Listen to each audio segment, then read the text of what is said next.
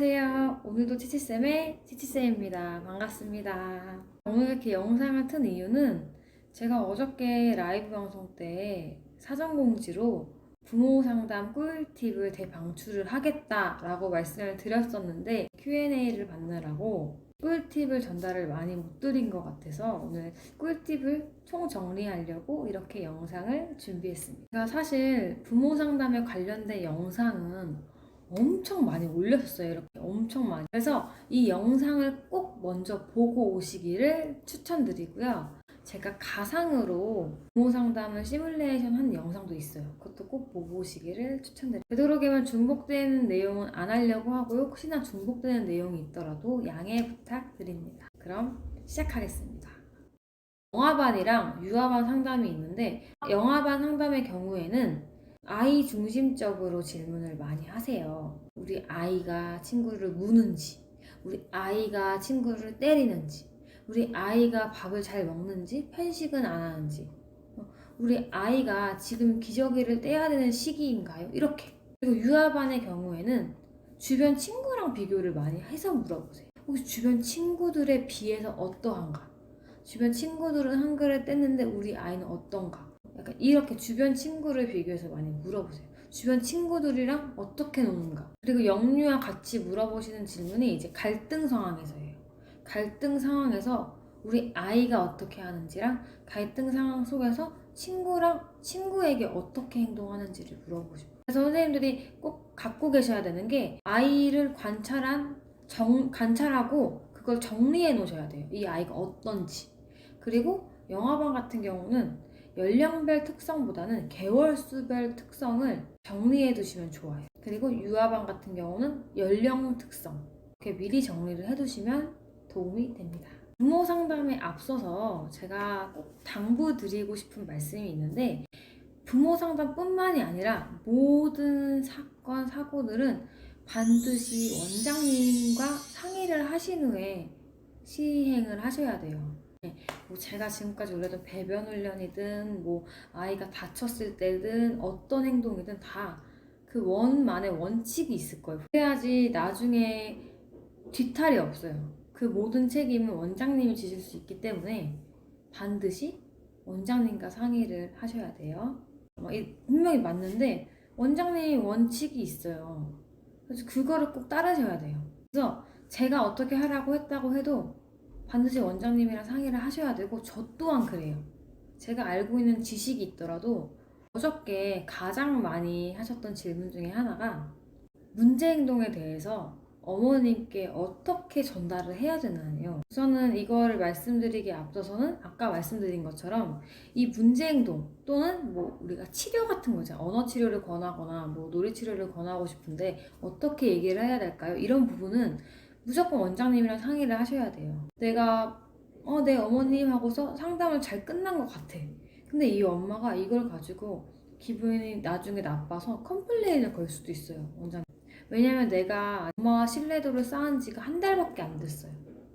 그렇기 때문에 내가 지금 너무 잘 지내는 것 같다고 해도 그건 알 수가 없어요. 어머님들이 담임교사여도 원장님이 하는 말씀과 담임교사가 하는 말씀을 좀 다른 기분으로 받아들이시기 때문에 저는 조금 예민한 부모님이시다 또는 예민하게 말을 해야 되는 부분이 있으면 원장님과 무조건 상담을 합니다.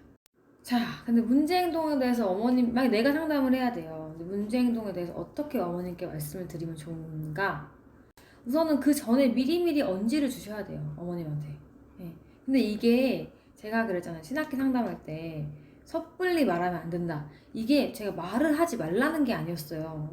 얘기는 하되 그거를 막 심각하게 어머님 얘가 막 친구 때려요. 이거 심각해요. 뭐 이렇게 얘기하지 말라는 거였어요. 근데 어떻게 그럼 선생님 어떻게 도대체 무슨 말이에요? 어떻게 언지를 주라는 말인가? 어떻게 언지를 주냐?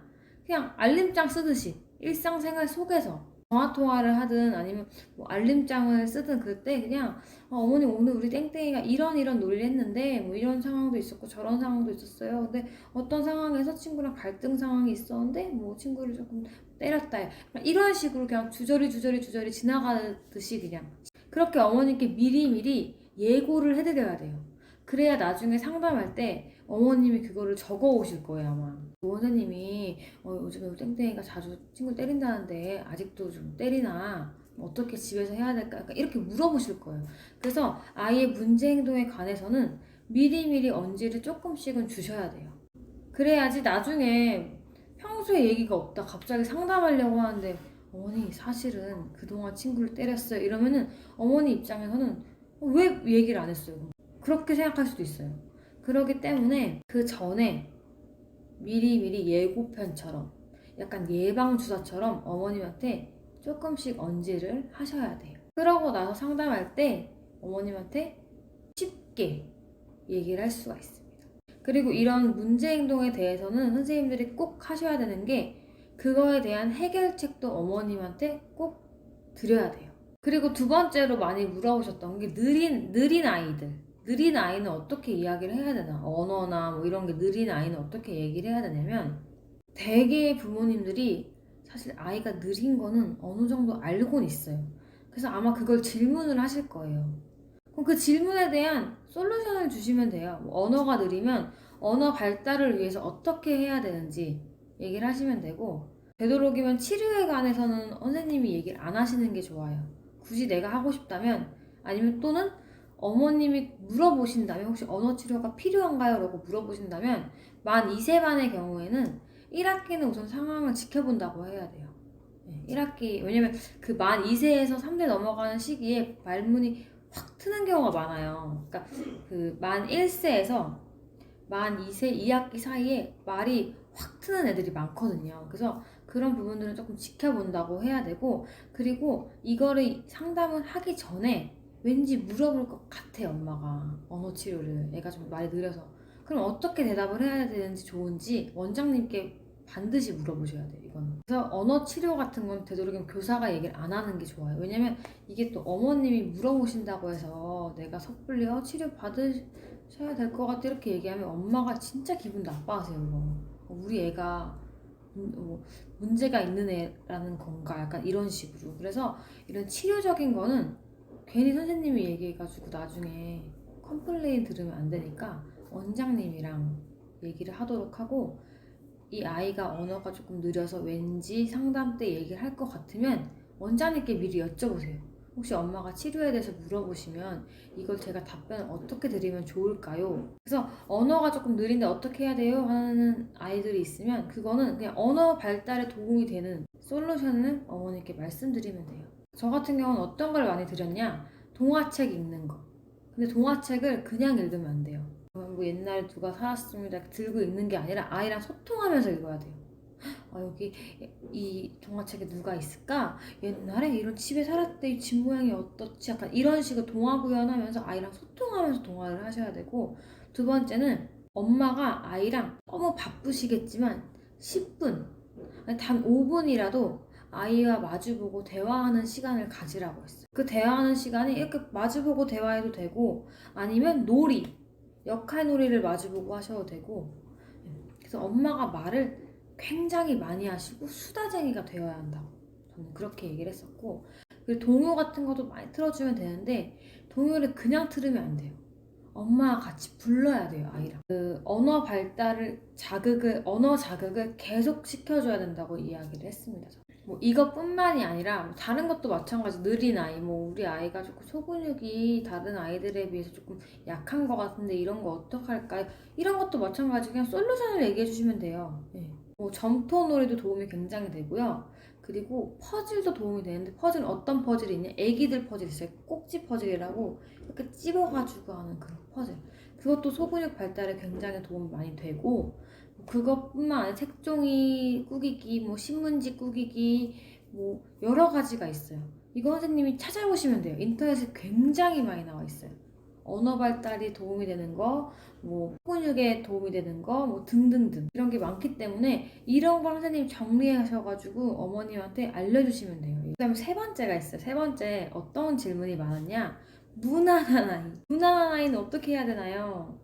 네, 무난한 아이가 사실 문제 행동이 있는 아이보다 무난한 아이가 상담은 더 어려워요. 왜냐면 할 얘기가 딱히 없거든요. 단답이에요, 심지어. 엄마도 아이가 무난한 걸 알기 때문에 딱히 주고 가는 대화가 없어요. 그래서 이럴 때 어떻게 하냐? 제가 어제 말씀드린 것처럼 상담이 30분, 20분에서 30분이에요. 이 시간을 정해놓은 이유가 선생님들 이 시간을 꼭 꽉 채우세요 해가지고 정해놓은 게 아니에요. 이거는 시간을 오버할까봐 시간을 정해놓은 거지 시간을 20분, 30분 딱 맞추세요 한 건 아니기 때문에 상담을 일찍 끝내셔도 돼요. 그런 부모님들은.